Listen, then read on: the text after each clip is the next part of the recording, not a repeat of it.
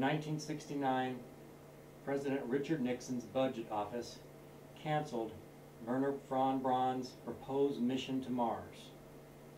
Sadly, this may result in the bloodiest war in mankind's history. Had the Apollo moon missions been followed up with a Mars mission, we would today have expanding permanent colonies on Mars, a foothold on Saturn's moon Titan, and we would be harvesting valuable resources from the asteroids. The expanding scientific knowledge, wealth, and thrill of adventure would have benefited all of mankind. More important is our need of that new frontier.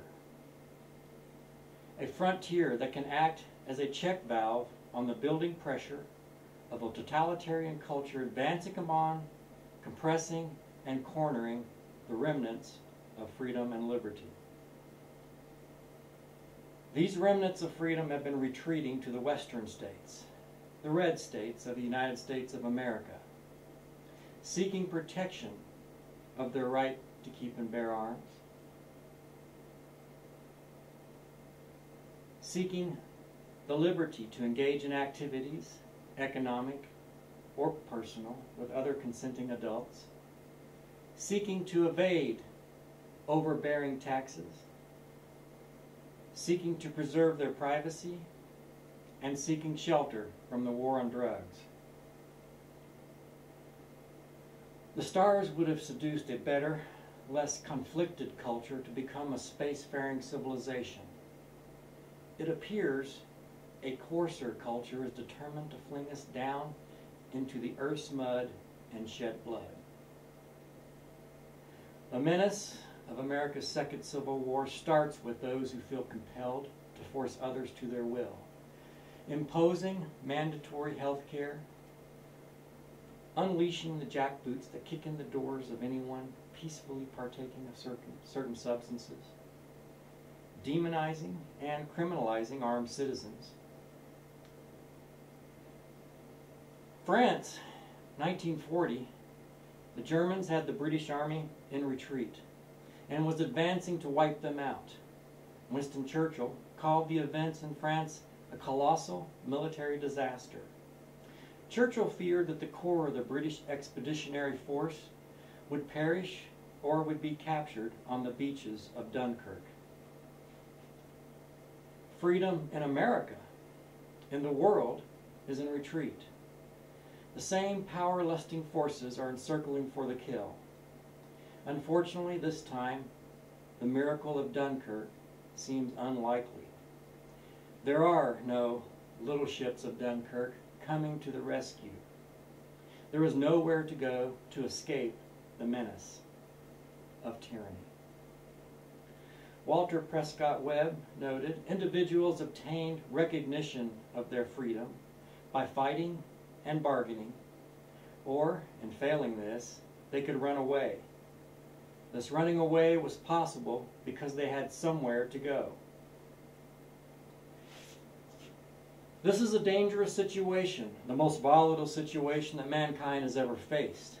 In fact, it is a situation the world has never faced. And now, the red states are beginning to resist the totalitarian ambitions of the blue states.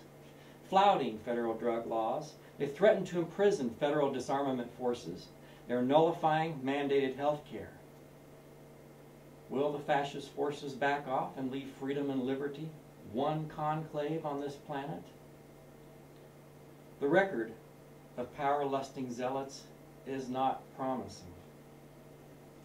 If the fascists press their political advantage, I predict the result will be a bloodletting unparalleled in history. It will start with the red states reasserting their authority. The red states will seek to starve the federal beast. They will absolve the citizens of federal income taxes. A trade embargo against the blue states will be initiated. For example, natural gas supplies will be cut off by state legislative edict and possibly by partisan activity. Electricity will be disconnected. Railroad lines will be cut and blocked. Water supplies severed. Food supplies from the agricultural West will be withheld. Just a 10% reduction in trade will result in widespread deprivation and chaos, orders of magnitude greater than that suffered from Hurricane Sandy. In some Federalist attempts to impose gun control, health care, and taxation will face a new domestic chapter in asymmetrical warfare. Those blinded by their power lust believe that it would be ridiculous for the red states to resist the mightiest central government in history. They wrongly assume that U.S. military forces will remain loyal to the Federalist regime. I expect that at least 60% of the armed forces will choose to stand with the red states and defend freedom against enemies foreign and domestic. Thanks to aggressive intellectual outreach efforts over the past 2 decades, I would be disappointed if the elite forces were not more along the lines of 80% in support of the red states. While not likely to be a factor, keep in mind that the land-based nuclear arsenal is not siloed in the nuclear paranoid blue states.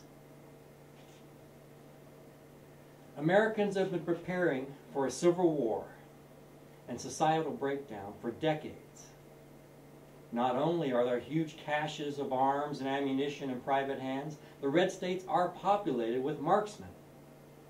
The Appleseed Project alone has been training 40,000 highly qualified riflemen every year.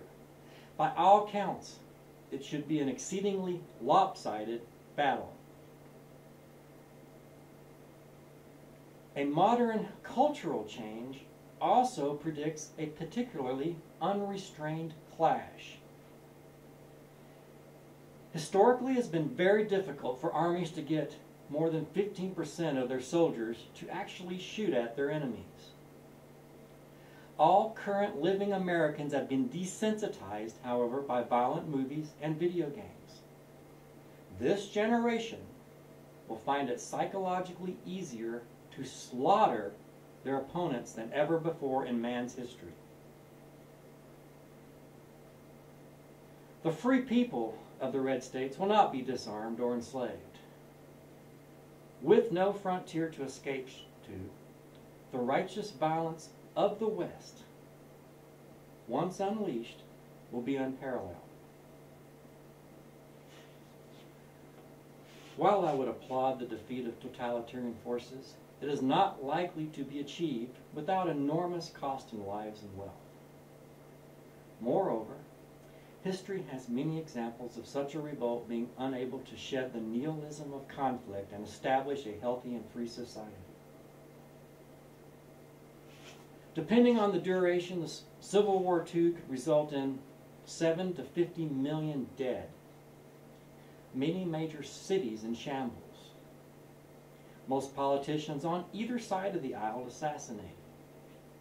Current environmental protection, National Forest, and Park Service, and Education Service will be disrupted. Is there a solution?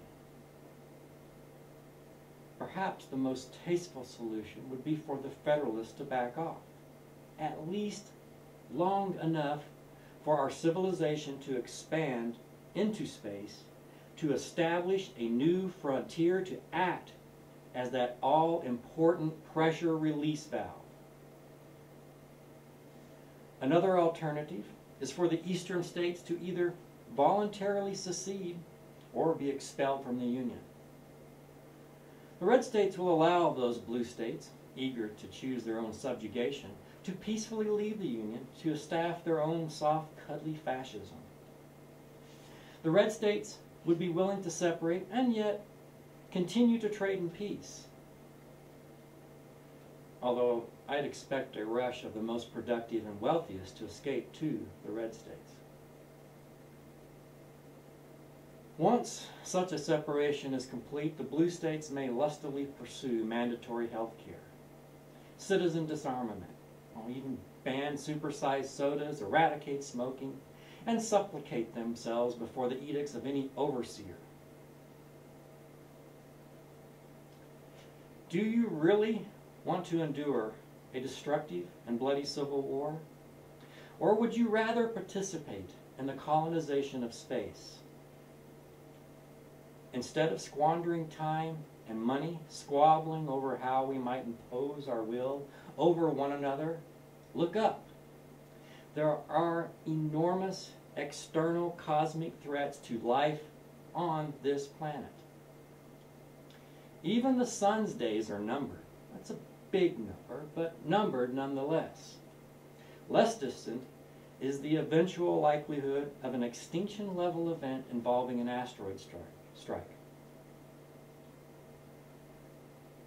With our current technology, contrary to what Hollywood has shown you, we need a 1,400-year warning of a planet killer to have any hope or chance of diverting it.